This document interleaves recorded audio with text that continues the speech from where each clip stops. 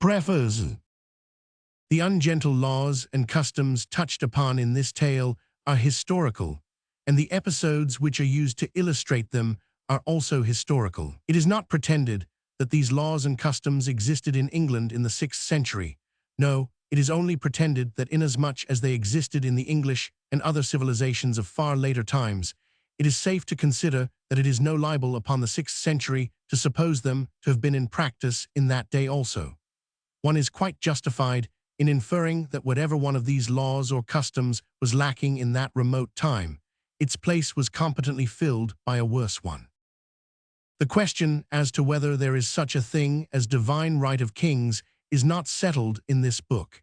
It was found too difficult. That the executive head of a nation should be a person of lofty character and extraordinary ability was manifest and indisputable.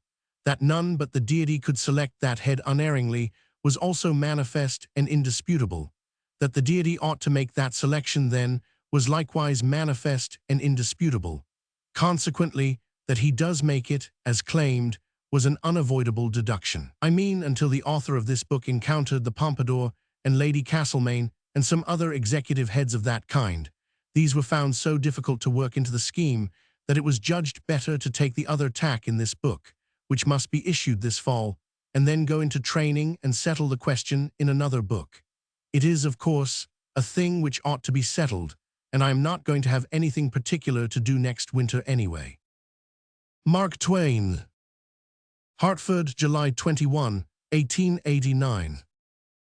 A Connecticut Yankee in King Arthur's court. A word of explanation. It was in Warwick Castle that I came across the curious stranger whom I am going to talk about.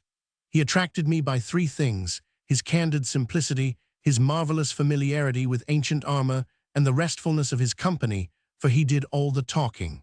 We fell together, as modest people will, in the tail of the herd that was being shown through, and he at once began to say things which interested me. As he talked along, softly, pleasantly, flowingly, he seemed to drift away imperceptibly out of this world and time, and into some remote era and old forgotten country.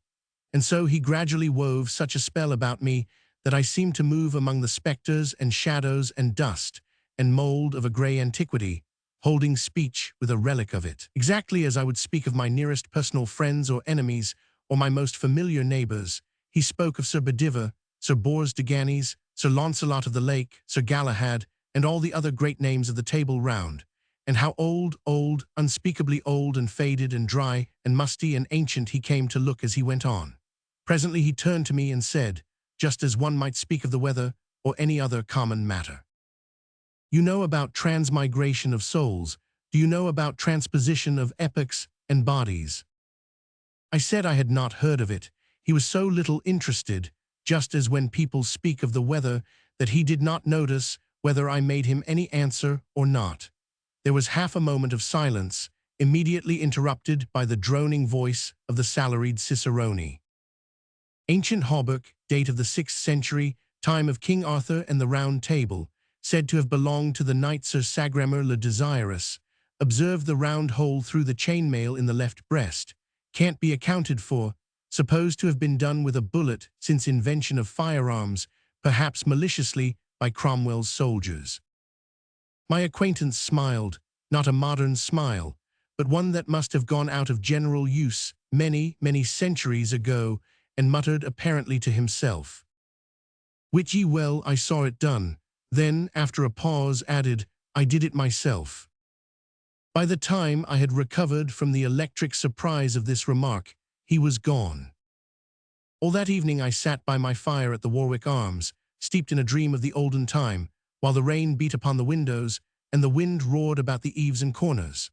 From time to time I dipped into old Sir Thomas Malory's enchanting book, and fed at its rich feast of prodigies and adventures, breathed in the fragrance of its obsolete names, and dreamed again. Midnight being come at length, I read another tale for a nightcap, this which here follows, to wit: How Sir Launcelot slew 2 giants, and made a castle free. Anon withal came there upon him 2 great giants, well armed, all save the heads, with 2 horrible clubs in their hands. Sir Launcelot put his shield afore him, and put the stroke away of the one giant, and with his sword he he clave his head asunder. When his fellow saw that, he ran away as he were wood, for fear of the horrible strokes, and Sir Launcelot after him with all his might, and smote him on the shoulder, and clave him to the middle.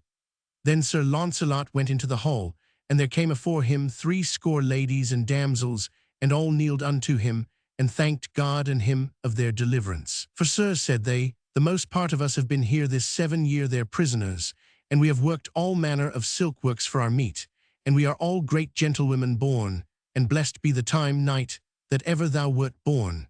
For thou hast done the most worship that ever did knight in the world, that will we bear record, and we all pray you to tell us your name, that we may tell our friends who delivered us out of prison.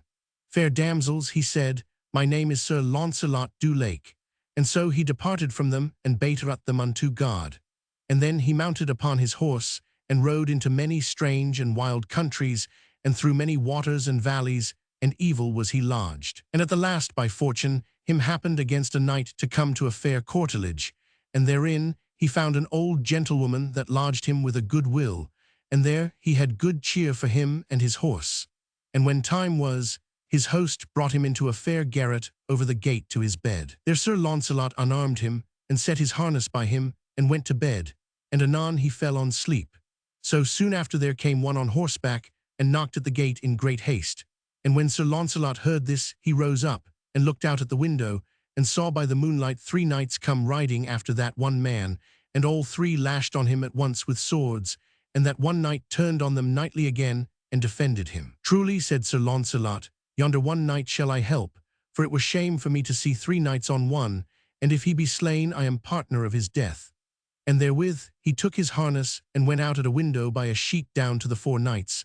And then Sir Launcelot said on high, turn you knights unto me, and leave your fighting with that knight. And then they all 3 left Sir Kay, and turned unto Sir Launcelot, and there began great battle, for they alight all 3, and strake many strokes at Sir Launcelot, and assailed him on every side. Then Sir Kay dressed him for to have holpen Sir Launcelot. Nay, sir, said he, I will none of your help, therefore as ye will have my help let me alone with them. Sir Kay for the pleasure of the knight suffered him for to do his will, and so stood aside. And then, anon within 6 strokes, Sir Launcelot had stricken them to the earth. And then they all 3 cried, Sir Knight, we yield us unto you as man of might matchless. As to that, said Sir Launcelot, I will not take your yielding unto me, but so that ye yield you unto Sir Kay the seneschal. On that covenant I will save your lives, and else not. Fair knight, said they, that were we loath to do, for as for Sir Kay we chased him hither, and had overcome him had ye not been, therefore to yield us unto him it were no reason. Well, as to that, said Sir Launcelot, advise you well, for ye may choose whether ye will die or live, for an ye be yielden, it shall be unto Sir Kay. Fair knight, then they said, in saving our lives we will do as thou commandest us. Then shall ye, said Sir Launcelot, on Whitsunday next coming go unto the court of King Arthur, and there shall ye yield you unto Queen Guinevere, and put you all 3 in her grace and mercy, and say that Sir Kay sent you thither to be her prisoners. On the morn Sir Launcelot arose early, and left Sir Kay sleeping. And Sir Launcelot took Sir Kay's armor and his shield, and armed him, and so he went to the stable and took his horse, and took his leave of his host, and so he departed. Then soon after arose Sir Kay, and missed Sir Launcelot, and then he espied that he had his armor and his horse. Now by my faith I know well that he will grieve some of the court of King Arthur, for on him knights will be bold, and deem that it is I, and that will beguile them. And because of his armor and shield I am sure I shall ride in peace. And then soon after departed Sir Kay, and thanked his host. As I laid the book down there was a knock at the door, and my stranger came in. I gave him a pipe and a chair, and made him welcome. I also comforted him with a hot Scotch whiskey, gave him another one, then still another, hoping always for his story. After a 4th persuader, he drifted into it himself, in a quite simple and natural way. The Stranger as History. I am an American. I was born and reared in Hartford, in the state of Connecticut, anyway, just over the river in the country. So I am a Yankee of the Yankees and practical, yes, and nearly barren of sentiment, I suppose, or poetry in other words. My father was a blacksmith, my uncle was a horse doctor, and I was both, along at first. Then I went over to the great arms factory and learned my real trade, learned all there was to it, learned to make everything, Guns, revolvers, cannon, boilers, engines, all sorts of labor-saving machinery. Why, I could make anything a body wanted, anything in the world. It didn't make any difference what. And if there wasn't any quick newfangled way to make a thing, I could invent one and do it as easy as rolling off a log. I became head superintendent, had a couple of thousand men under me. Well, a man like that is a man that is full of fight, that goes without saying. With a couple of thousand rough men under one has plenty of that sort of amusement. I had, anyway. At last I met my match, and I got my dose. It was during a misunderstanding, conducted with crowbars, with a fellow we used to call Hercules. He laid me out with a crusher alongside the head that made everything crack, and seemed to spring every joint in my skull and made it overlap its neighbor. Then the world went out in darkness, and I didn't feel anything more, and didn't know anything at all, at least for a while. When I came to again, I was sitting under an oak tree, on the grass, with a whole beautiful and broad country landscape all to myself, nearly. Not entirely, for there was a fellow on a horse, looking down at me, a fellow fresh out of a picture book. He was in old-time iron armor from head to heel, with a helmet on his head the shape of a nail keg with slits in it. And he had a shield, and a sword, and a prodigious spear. And his horse had armor on, too, and a steel horn projecting from his forehead, and gorgeous red and green silk trappings that hung down all around him like a bedquilt, nearly to the ground. "Fair sir, will ye just," said this fellow. "Will I which? Will ye try a passage of arms for land or lady or for?" "What are you giving me?" I said. "Get along back to your circus or I'll report you." Now what does this man do but fall back a couple of 100 yards and then come rushing at me as hard as he could tear, with his nail keg bent down nearly to his horse's neck and his long spear pointed straight ahead. I saw he meant business, so I was up the tree when he arrived. He allowed that I was his property, the captive of his spear. There was argument on his side and the bulk of the advantage, so I judged it best to humor him. We fixed up an agreement whereby I was to go with him and he was not to hurt me. I came down, and we started away, I walking by the side of his horse. We marched comfortably along, through glades and over brooks, which I could not remember to have seen before, which puzzled me and made me wonder, and yet we did not come to any circus or sign of a circus. So I gave up the idea of a circus and concluded he was from an asylum. But we never came to an asylum, so I was up a stump, as you may say. I asked him how far we were from Hartford. He said he had never heard of the place, which I took to be a lie, but allowed it to go at that. At the end of an hour, we saw a faraway town sleeping in a valley by a winding river, and beyond it on a hill, a vast grey fortress, with towers and turrets, the first I had ever seen out of a picture. "Bridgeport," said I, pointing. "Camelot," said he. My stranger had been showing signs of sleepiness. He caught himself nodding now and smiled one of those pathetic, obsolete smiles of his, and said, "I find I can't go on, but come with me, I've got it all written out, and you can read it if you like." In his chamber, he said, "First, I kept a journal, then by and by, after years, I took the journal and turned it into a book. How long ago that was." He handed me his manuscript and pointed out the place where I should begin. "Begin here, I've already told you what goes before." He was steeped in drowsiness by this time. As I went out at his door, I heard him murmur sleepily, "Give you good den, fair sir." I sat down by my fire and examined my treasure. The first part of it, the great bulk of it, was parchment and yellow with age. I scanned a leaf particularly and saw that it was a palimpsest. Under the old dim writing of the Yankee historian appeared traces of a penmanship which was older and dimmer still, Latin words and sentences, fragments from old monkish legends, evidently. I turned to the place indicated by my stranger and began to read as follows. The Tale of the Lost Land. Chapter 1. Camelot. "Camelot, Camelot," said I to myself. "I don't seem to remember hearing of it before. Name of the asylum, likely." It was a soft, reposeful summer landscape, as lovely as a dream and as lonesome as Sunday. The air was full of the smell of flowers and the buzzing of insects and the twittering of birds, and there were no people, no wagons, there was no stir of life, nothing going on. The road was mainly a winding path with hoofprints in it, and now and then a faint trace of wheels on either side in the grass, wheels that apparently had a tire as broad as one's hand. Presently a fair slip of a girl, about 10 years old, with a cataract of golden hair streaming down over her shoulders, came along. Around her head she wore a hoop of flame-red poppies. It was as sweet an outfit as ever I saw, what there was of it. She walked indolently along, with a mind at rest, its peace reflected in her innocent face. The circus man paid no attention to her, didn't even seem to see her. And she was no more startled at his fantastic makeup than if she was used to his, like every day of her life. She was going by as indifferently as she might have gone by a couple of cows, but when she happened to notice me, then there was a change. Up went her hands, and she was turned to stone. Her mouth dropped open, her eyes stared wide, and timorously, she was the picture of astonished curiosity touched with fear. And there she stood gazing, in a sort of stupefied fascination, till we turned a corner of the wood and were lost to her view. That she should be startled at me instead of at the other man was too many for me.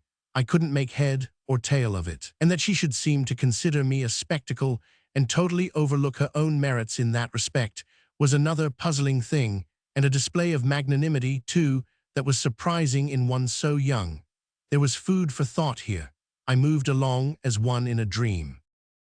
As we approached the town, signs of life began to appear. At intervals we passed a wretched cabin with a thatched roof, and about it small fields and garden patches in an indifferent state of cultivation. There were people, too, brawny men, with long, coarse, uncombed hair that hung down over their faces and made them look like animals. They and the women, as a rule, wore a coarse tow-linen robe that came well below the knee, and a rude sort of sandal, and many wore an iron collar. The small boys and girls were always naked, but nobody seemed to know it. All of these people stared at me, talked about me, ran into the huts and fetched out their families to gape at me, but nobody ever noticed that other fellow, except to make him humble salutation and get no response for their pains.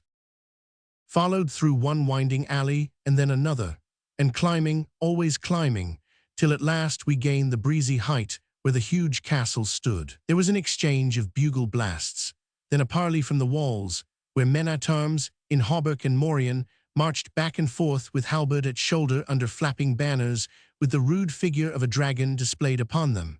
And then the great gates were flung open, the drawbridge was lowered, and the head of the cavalcade swept forward under the frowning arches, and we following soon found ourselves in a great paved court, with towers and turrets stretching up into the blue air on all the four sides. And all about us the dismount was going on, and much greeting and ceremony, and running to and fro, and a gay display of moving and intermingling colors, and an altogether pleasant stir and noise and confusion. Chapter 2. King Arthur's Court. The moment I got a chance, I slipped aside privately and touched an ancient, common-looking man on the shoulder and said, in an insinuating, confidential way, "Friend, do me a kindness. Do you belong to the asylum, or are you just on a visit or something like that?" He looked me over stupidly and said, "Marry, fair sir, meseemeth." "That will do," I said. "I reckon you are a patient."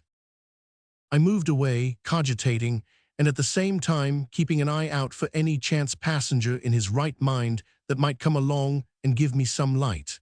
I judged I had found one, presently, so I drew him aside and said in his ear, "If I could see the head keeper a minute, only just a minute."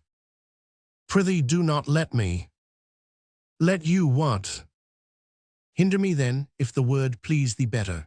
Then he went on to say he was an undercook and could not stop to gossip, though he would like it another time, for it would comfort his very liver to know where I got my clothes. As he started away he pointed and said yonder was one who was idle enough for my purpose, and was seeking me besides, no doubt. This was an airy slim boy in shrimp-colored tights that made him look like a forked carrot. The rest of his gear was blue silk and dainty laces and ruffles, and he had long yellow curls, and wore a plumed pink satin cap tilted complacently over his ear. By his look he was good-natured, by his gait he was satisfied with himself. He was pretty enough to frame. He arrived, looked me over with a smiling and impudent curiosity, said he had come for me, and informed me that he was a page. Go long, I said, you ain't more than a paragraph. It was pretty severe, but I was nettled. However, it never fazed him. He didn't appear to know he was hurt. He began to talk and laugh, in happy, thoughtless, boyish fashion, as we walked along, and made himself old friends with me at once. Asked me all sorts of questions about myself and about my clothes, but never waited for an answer. Always chattered straight ahead, as if he didn't know he had asked a question and wasn't expecting any reply, until at last he happened to mention that he was born in the beginning of the year 513. It made the cold chills creep over me. I stopped and said, a little faintly, "Maybe I didn't hear you just right. Say it again and say it slow. What year was it?" 513. 513, you don't look it. Come, my boy, I am a stranger and friendless. Be honest and honorable with me. Are you in your right mind? He said he was. Are these other people in their right minds? He said they were. And this isn't an asylum. I mean, it isn't a place where they cure crazy people. He said it was. Well then, I said, either I am a lunatic or something just as awful has happened. Now tell me, honest and true, where am I? In King Arthur's court. I waited a minute to let that idea shudder its way home, and then said, and according to your notions, what year is it now? 528, 19th of June. I felt a mournful sinking at the heart and muttered, I shall never see my friends again, never, never again. They will not be born for more than 1300 years yet. I seemed to believe the boy, I didn't know why. Something in me seemed to believe him, my consciousness, as you may say, but my reason didn't. My reason straightway began to clamor. That was natural. I didn't know how to go about satisfying it, because I knew that the testimony of men wouldn't serve. My reason would say they were lunatics and throw out their evidence. But all of a sudden I stumbled on the very thing, just by luck. I knew that the only total eclipse of the sun in the first half of the 6th century occurred on the 21st of June, AOS, and began at 3 minutes after 12 noon. I also knew that no total eclipse of the sun was due in what to me was the present year, i.e. 1879. So if I could keep my anxiety and curiosity from eating the heart out of me for 48 hours, I should then find out for certain whether this boy was telling me the truth or not. Wherefore, being a practical Connecticut man, I now shoved this whole problem clear out of my mind till its appointed day and hour should come, in order that I might turn all my attention to the circumstances of the present moment, and be alert and ready to make the most out of them that could be made. One thing at a time is my motto, and just play that thing for all it is worth, even if it's only 2 pair and a jack. I made up my mind to 2 things. If it was still the 19th century and I was among lunatics and couldn't get away, I would presently boss that asylum or know the reason why. And if, on the other hand, it was really the 6th century, all right, I didn't want any softer thing. I would boss the whole country inside of 3 months, for I judged I would have the start of the best educated man in the kingdom by a matter of 1300 years and upward. I'm not a man to waste time after my mind, made up, and there's work on hand, so I said to the page, Now, Clarence, my boy, if that might happen to be your name, I'll get you to post me up a little if you don't mind. What is the name of that apparition that brought me here? My master and thine, that is the good knight and great Lord Sir Kay the Seneschal, foster brother to our liege the king. Very good, go on, tell me everything. He made a long story of it, but the part that had immediate interest for me was this. He said I was Sir Kay's prisoner, and that in the due course of custom I would be flung into a dungeon and left there on scant commons until my friends ransomed me, unless I chanced to rot first. I saw that the last chance had the best show, but I didn't waste any bother about that. Time was too precious. The page said further that dinner was about ended in the great hall by this time, and that as soon as the sociability and the heavy drinking should begin, Sir Kay would have me in and exhibit me before King Arthur and his illustrious knights seated at the table round, and would brag about his exploit in capturing me and would probably exaggerate the facts a little, but it wouldn't be good form for me to correct him and not over safe either, and when I was done being exhibited, then ho for the dungeon. but he, Clarence, would find a way to come and see me every now and then and cheer me up and help me get word to my friends. Get word to my friends, I thanked him, I couldn't do less, and about this time a lackey came to say I was wanted, so Clarence led me in and took me off to one side and sat down by me. Well, it was a curious kind of spectacle and interesting. It was an immense place and rather naked, yes, and full of loud contrasts. It was very, very lofty, so lofty that the banners depending from the arched beams and girders away up there floated in a sort of twilight. There was a stone-railed gallery at each end, high up, with musicians in the one and women, clothed in stunning colors, in the other. The floor was of big stone flags laid in black and white squares, rather battered by age and use, and needing repair. As to ornament, there wasn't any, strictly speaking, though on the walls hung some huge tapestries which were probably taxed as works of art. Battle pieces, they were, with horses shaped like those which children cut out of paper or create in gingerbread, with men on them in scale armor whose scales are represented by round holes, so that the man's coat looks as if it had been done with a biscuit punch. There was a fireplace big enough to camp in, and its projecting sides and hood, of carved and pillared stonework, had the look of a cathedral door. Along the walls stood men-at-arms, in breastplate and morion, with halberds for their only weapon, rigid as statues, and that is what they looked like. In the middle of this groined and vaulted public square was an oaken table which they called the Table Round. It was as large as a circus ring, and around it sat a great company of men dressed in such various and splendid colors that it hurt one's eyes to look at them. They wore their plumed hats right along, except that whenever one addressed himself directly to the king, he lifted his hat a trifle just as he was beginning his remark.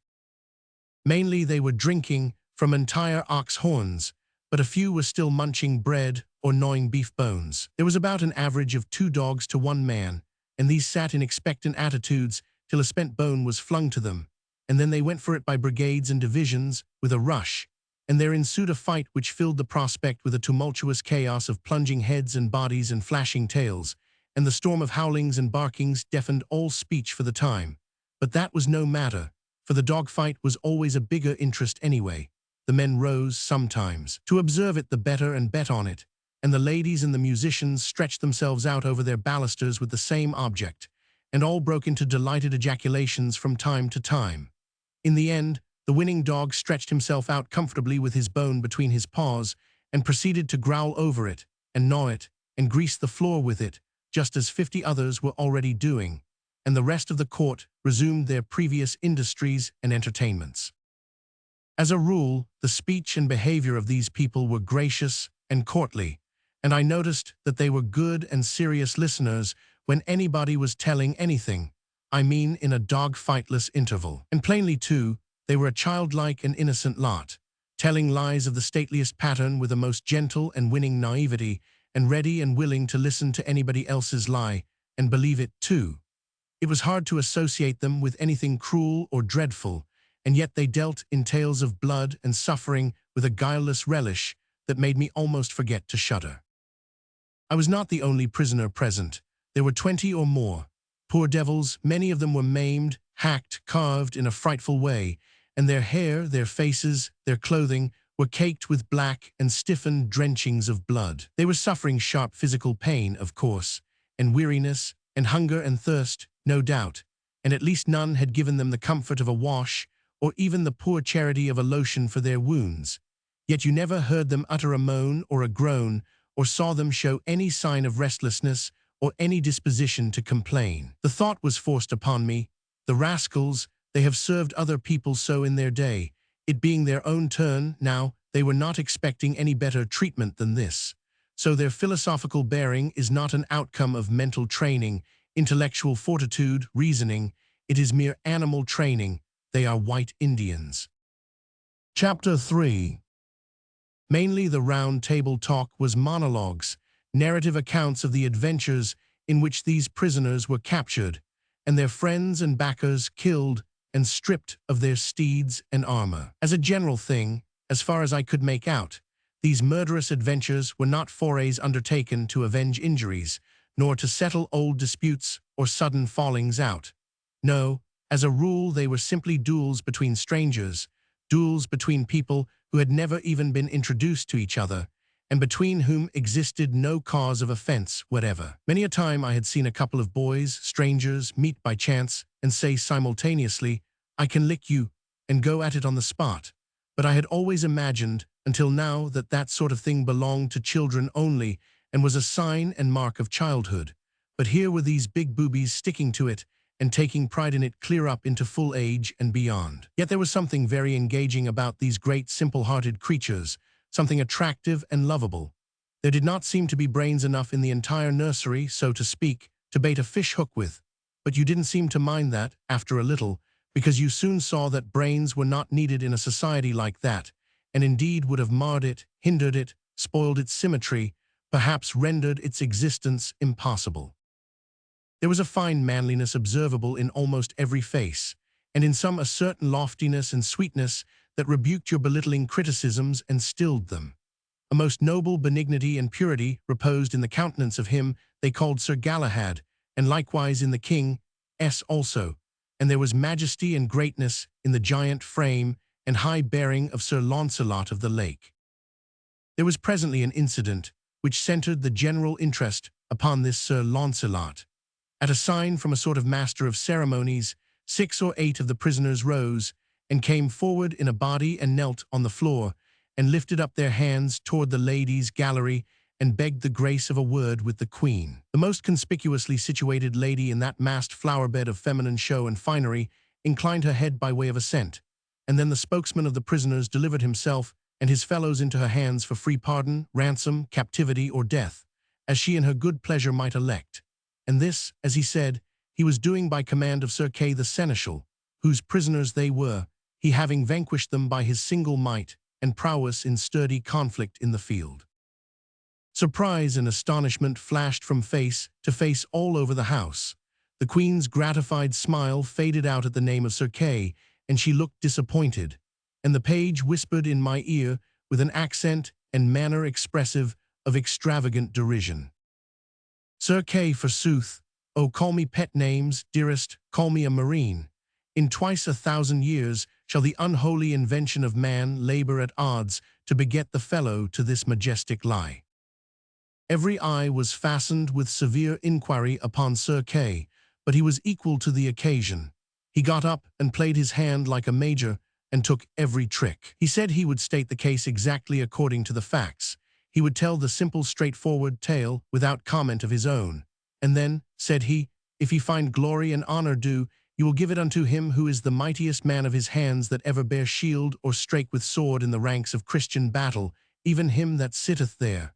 And he pointed to Sir Launcelot. Ah, he fetched them. It was a rattling good stroke. Then he went on and told how Sir Launcelot, seeking adventures, some brief time gone by, killed 7 giants at one sweep of his sword, and set 142 captive maidens free, and then went further, still seeking adventures, and found him Sir Kay fighting a desperate fight against 9 foreign knights, and straightway took the battle solely into his own hands, and conquered the 9.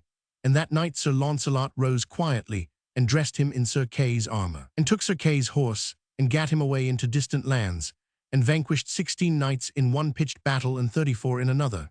And all these and the former 9 he made to swear that about Whitsuntide they would ride to Arthur's court, and yield them to Queen Guinevere's hands as captives of Sir Kay the Seneschal, spoil of his knightly prowess. And now here were these 6, and the rest would be along as soon as they might be healed of their desperate wounds. Well, it was touching to see the Queen blush and smile, and look embarrassed and happy, and fling furtive glances at Sir Launcelot that would have got him shot in Arkansas to a dead certainty. Everybody praised the valor and magnanimity of Sir Launcelot, and as for me, I was perfectly amazed that one man, all by himself, should have been able to beat down and capture such battalions of practiced fighters. I said as much to Clarence, but this mocking featherhead only said, "And Sir Kay had had time to get another skin of sour wine into him. He had seen the accompt doubled." I looked at the boy in sorrow, and as I looked I saw the cloud of a deep despondency settle upon his countenance. I followed the direction of his eye, and saw that a very old and white-bearded man, clothed in a flowing black gown, had risen and was standing at the table upon unsteady legs, and feebly swaying his ancient head, and surveying the company with his watery and wandering eye. The same suffering look that was in the page's face was observable in all the faces around, the look of dumb creatures who know that they must endure and make no moan. "Marry, we shall have it again," sighed the boy, "that same old weary tale that he hath told 1,000 times in the same words, and that he will tell till he dieth, every time he hath gotten his barrel full, and feeleth his exaggeration mill a-working. Would God I had died, or I saw this day." "Who is it?" "Merlin, the mighty liar and magician. Perdition singe him for the weariness he worketh with his one tale. But that men fear him, for that he hath the storms and the lightnings and all the devils that be in hell at his beck and call. They would have dug his entrails out these many years ago to get at that tale and squelch it.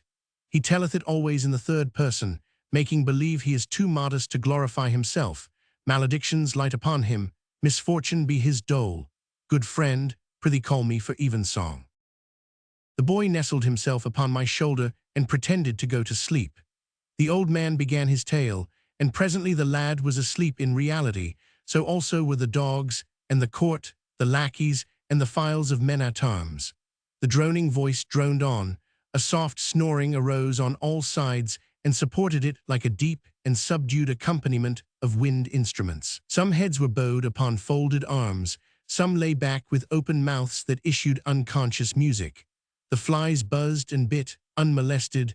The rats swarmed softly out from 100 holes and pattered about and made themselves at home everywhere, and one of them sat up like a squirrel on the king's head and held a bit of cheese in its hands and nibbled it, and dribbled the crumbs in the king's face with naive and impudent irreverence.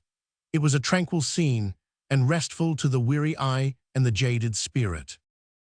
"This was the old man's tale," he said. "And the arm and the hand went under the water, and so they came unto the land, and rode forth. And then Sir Arthur saw a rich pavilion. 'What signifieth yonder pavilion?' 'It is the knight's pavilion,' said Merlin, 'that ye fought with last, Sir Pellinore, but he is out, he is not there. He hath ado with a knight of yours, that hight Eglaim, and they have fought together, but at the last Eglaim fled, and else he had been dead, and he hath chased him even to Carlion, and we shall meet with him anon in the highway.' 'That is well said,' said Arthur. 'Now have I a sword, now will I wage battle with him, and be avenged on him.' 'Sir, ye shall not so,' said Merlin, 'for the knight is weary of fighting and chasing, so that ye shall have no worship to have ado with him. Also, he will not lightly be matched of one knight living, and therefore it is my counsel, let him pass, for he shall do you good service in short time, and his sons after his days. Also ye shall see that day in short space, ye shall be right glad to give him your sister to wed.' 'When I see him, I will do as ye advise me,' said Arthur. Then Sir Arthur looked on the sword and liked it passing well. 'Whether liketh you better,' said Merlin, 'the sword or the scabbard?' 'Me liketh better the sword,' said Arthur. 'Ye are more unwise,' said Merlin, 'for the scabbard is worth 10 of the sword. For while ye have the scabbard upon you, ye shall never lose no blood, be ye never so sore wounded. Therefore keep well the scabbard always with you.' So they rode into Carlion, and by the way they met with Sir Pellinore, but Merlin had done such a craft that Pellinore saw not Arthur, and he passed by without any words. 'I marvel,' said Arthur, 'that the knight would not speak.' 'Sir,' said Merlin, 'he saw you not, for an he had seen you ye had not lightly departed.' So they came unto Carlion, whereof his knights were passing glad. And when they heard of his adventures, they marveled that he would jeopard his person so alone. But all men of worship said it was merry to be under such a chieftain that would put his person in adventure as other poor knights did.